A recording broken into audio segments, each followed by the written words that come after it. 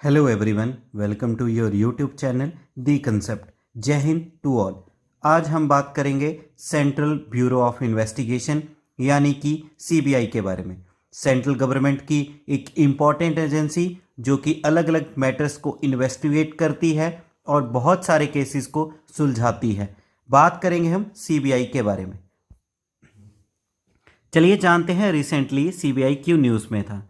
First point है, हाल ही में Karnataka police के डीजीपी प्रवीण सूद को सीबीआई के नए डायरेक्टर के तौर पे अपॉइंट किया गया।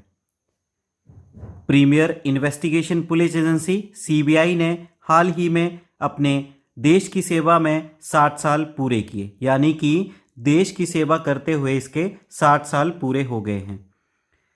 Recently prime minister Narendra Modi ji ने नए कंस्ट्रक्टेड ऑफिसेस जो कि सीबीआई के बनाए गए हैं उनकी इनॉग्रेशन की गई है और ये ऑफिसेस बनाए गए शिलोंग में, पुणे में और नागपुर में। साथ ही में उन्होंने एक पोस्टेज स्टैंप को भी रिलीज़ किया है और एक कॉइन को भी रिलीज़ किया है जो कि डायमंड जुबली को रिप्रेजेंट करते हैं सीबीआई की।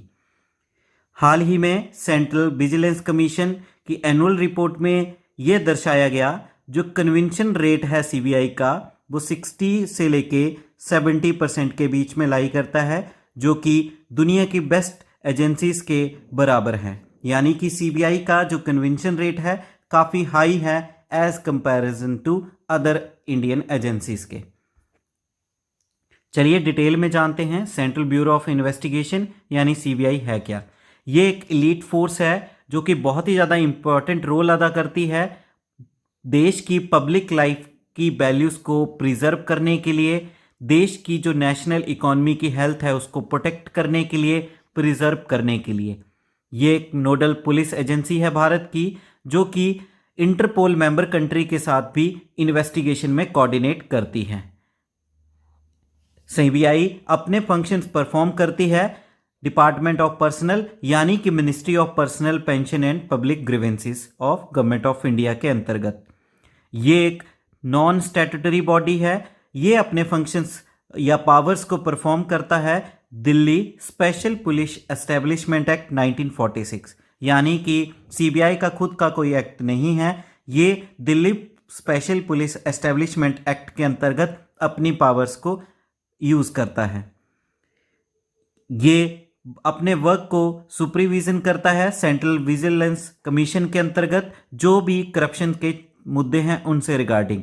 करप्शन के प्रिवेंशन ऑफ करप्शन एक्ट 1988 के अंतर्गत जो भी करप्शन के चार्जेस हैं उनको ये सुपरवाइज कर लेता है सेंट्रल विजिलेंस कमीशन के अंतर्गत।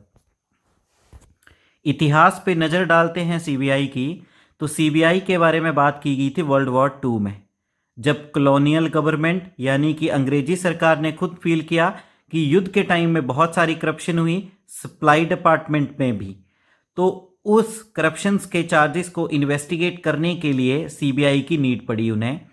तो एक कानून बनाया गया 1941 में और उस कानून को लागू किया गया Delhi special police establishment act 1946 के अंतर्गत।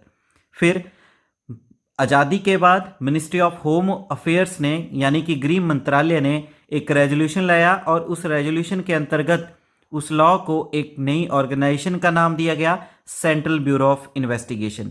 तो सीबीआई की फॉर्मेशन की गई है 1 अप्रैल 1963 में। ये एक नॉन स्टैट्यूटरी बॉडी है जो कि अपने फंक्शंस या पावर्स को परफॉर्म करता है इन्वेस्टिगेशन से regarding Delhi special police establishment act 1946 के अंतर्गत।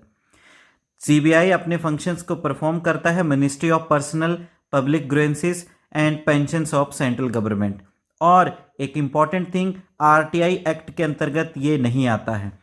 सीबीआई को बनाने के लिए संथानम कमेटी ने रिकमेंडेशन दी थी, संथानम कमेटी ऑफ 1963। बात करते हैं सीबीआई के कंपोजिशन के बारे में, तो सीबीआई मिलके बनी है डायरेक्टर के साथ और एक होता है इसका स्पेशल डायरेक्टर। जो डायरेक्टर की पोस्ट है वो इंस्पेक्टर जनरल ऑफ पुलिस के बराबर है और उसको अपॉइंट किया जाता है Delhi special police establishment act के अंतर्गत, जो कि सीबीआई की एडमिनिस्ट्रेटिव को ऑर्गेनाइज करने के लिए रिस्पॉन्सिबल है। 2003 में Delhi special police establishment act के अंतर्गत उसको रिवाइज किया गया सुप्रीम कोर्ट के द्वारा, और ये रिकमेंडेशंस आई थी विनीत नारायण केस में। 2014 तक सीबीआई के डायरेक्टर को अपॉइंट किया जाता था Delhi special police establishment act 1946। अब उसके बाद एक स्पेशल कमेटी बनाई गई है जो कि रिकमेंड किया है सुप्रीम कोर्ट ऑफ इंडिया ने, और यही स्पेशल कमेटी जो है वो एडवाइस करेगी और अपॉइंट करेगी सीबीआई डायरेक्टर को। फंक्शंस की तरफ बात करें तो 1963 में जैसे कि हम जानते हैं सीबीआई को एस्टेब्लिश किया गया भारत की सरकार के द्वारा। तो इसकी एस्टेब्लिशमेंट क्या नज़रिए से की गई, तो वो था इन्वेस्टिगेशन ऑन सीरियस क्राइम्स, और ये सीरियस क्राइम्स थे भारत की सुरक्षा से लेके जहाँ पे जिन जगहों पे ज़्यादा करप्शन हो रही थी, सीरियस फ्रॉड थे, चीटिंग थी, एम्बेजलमेंट थी, सोशल क्राइम यानी कि समाज में बहुत सारे क्राइम्स हो रहे थे, पर्टिकुलरली होर्डिंग, ब्लैक मार्केटिंग, और इसेंशियल कमोडिटीज़ में जिन जिन जगहों पे प्रॉफिट कमाने का लालच था, उन मुद्दों के ऊपर ये अलग अलग राज्यों में इन्वेस्टिगेशन के लिए बनाई गई। ये एक नोडल पुलिस एजेंसी की तरह भी भारत में काम करती है, और इंटरपोल की जितनी भी मेंबर्स कंट्री है उनके साथ भी इन्वेस्टिगेशन में कोऑर्डिनेट करती है। बात करते हैं डिवीजन ऑफ सीबीआई। तो सीबीआई के 7 डिवीजन हैं। फर्स्ट डिवीजन है एंटी करप्शन डिवीजन, जो कि करप्शन के मुद्दों को देखता है। दूसरा इकोनॉमिक ऑफेंडर्स के रिलेटेड जितने भी मुद्दे हैं उसको देखता है। तीसरा है special crime division, criminal matters को लुक आउट करता है ये डिवीजन। फोर्थ है डायरेक्टरेट ऑफ प्रोसिक्यूशन, ये प्रोसिक्यूशन के जितने भी मैटर है उसको देखने वाला डायरेक्टरेट है। फिफ्थ है एडमिनिस्ट्रेशन डिवीजन, प्रशासनिक मुद्दों को लुक आउट करने के लिए। सिक्स्थ है पॉलिसी एंड कोऑर्डिनेशन डिवीजन, कोई नीति बनानी है या कोऑर्डिनेट करना है उसके लिए ये डिवीजन लुक आउट करता है। और लास्ट डिवीजन है सेंट्रल फॉरेंसिक साइंस लेबोरेटरी। तो इस तरह से ये थे सीबीआई के 7 डिवीजन। बात करते हैं सीबीआई एकेडमी। भारत में सीबीआई एकेडमी को भी एस्टेब्लिश किया गया है, और ये आपको मिलेगी गाजियाबाद उत्तर प्रदेश। इस एकेडमी ने अपनी फंक्शनिंग शुरू की थी 1996 में। इससे पहले जितने भी ट्रेनिंग प्रोग्राम थे सीबीआई के, उनको कंडक्ट किया जाता था CBI training centre new Delhi में। और इस एकेडमी का विजन है कि ये एक्सीलेंस पाना चाहते हैं जितने भी क्राइम की इन्वेस्टिगेशन की फील्ड है उसकी ट्रेनिंग में, प्रोसिक्यूशन में, एंड जो भी विजिलेंस की फंक्शनिंग है उसमें। सीबीआई की एकेडमी गाजियाबाद के अलावा इसके कुछ रीजनल ट्रेनिंग सेंटर भी है जो आपको मिलेंगे कोलकाता में, मुंबई में और चेन्नई में। ज्यूरिडिक्शन ऑफ सीबीआई, सीबीआई की ज्यूरिडिक्शन के बारे में बात करें तो इनिशियली जब इसकी फॉर्मेशन की गई तो सीबीआई सिर्फ मैटर देखता था करप्शंस के, और ये करप्शन के मैटर देखता था जितने भी सेंट्रल गवर्नमेंट के एम्प्लॉइज थे उनके। जैसे जैसे भारत में पब्लिक सेक्टर अंडरटेकिंग आता गया तो जो भी पब्लिक सेक्टर अंडरटेकिंग्स के जितने भी एम्प्लॉइज थे उनको भी सीबीआई के अंतर्गत डाला गया कि उनको भी इन्वेस्टिगेट कर सकता है सीबीआई। धीरे भारत में बैंकों को नेशनलाइज किया गया 1969 में, तो जो भी पब्लिक सेक्टर बैंक और उनके एम्प्लॉइज थे उनको भी सीबीआई की इन्वेस्टिगेशन के अंतर्गत डाल दिया गया। 1965 के बाद सीबीआई की फंक्शनिंग्स को और ज़्यादा स्प्रेड किया गया और इसको इन्वेस्टिगेशन के और ज़्यादा रिस्पॉन्सिबिलिटी की गई, जैसे कि इकोनॉमिक ऑफेंसेस और भी अदर कन्वेंशनल क्राइम्स जैसे कि मर्डर, किडनैपिंग, टेररिस्ट क्राइम्स, उन सब मैटर्स को भी ये इन्वेस्टिगेट कर सकता है 1965 के बाद। सीबीआई और स्टेट पुलिस के बीच में क्या डिफरेंस है, चलिए जानते हैं। जैसे कि हम जानते हैं स्टेट पुलिस यानी कि राज्य की पुलिस का मेन काम है to maintain law and order. राज्य में कानून व्यवस्था को बनाए रखने की जिम्मेवारी है स्टेट पुलिस के पास। सीबीआई इन्वेस्टिगेशन की रिस्पॉन्सिबिलिटी लेता है और ये उन केसेस को इन्वेस्टिगेट करता है जैसे कि जो भी इसेंशियली बहुत ही ज़्यादा इंपॉर्टेंट केसेस है सेंट्रल गवर्नमेंट एम्प्लॉइज़ के खिलाफ, उन मैटर्स को देखता है, उन केसेस को देखता है जो कि जैसे सेंट्रल गवर्नमेंट जिन फाइनेंशियल इंटरेस्ट में इन्वॉल्व होगी यानी कि फ़ायदे उठा रही है या करप्शन कर रही है, उन मैटर्स के केसेस को देखता है।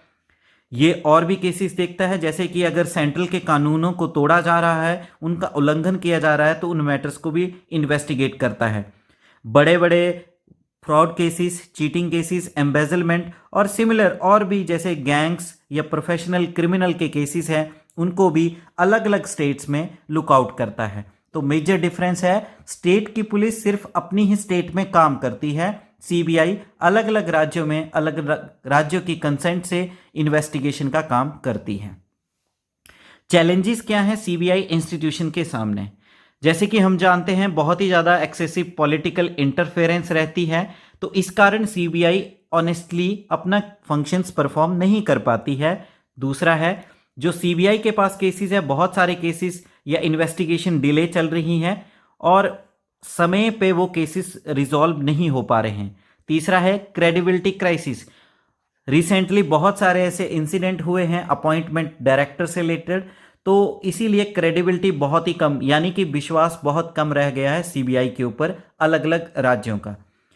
सीबीआई को एक आरटीआई एक्ट से भी बचाया गया है, जिसके कारण लैक ऑफ अकाउंटेबिलिटी बहुत ही कम हो गई है।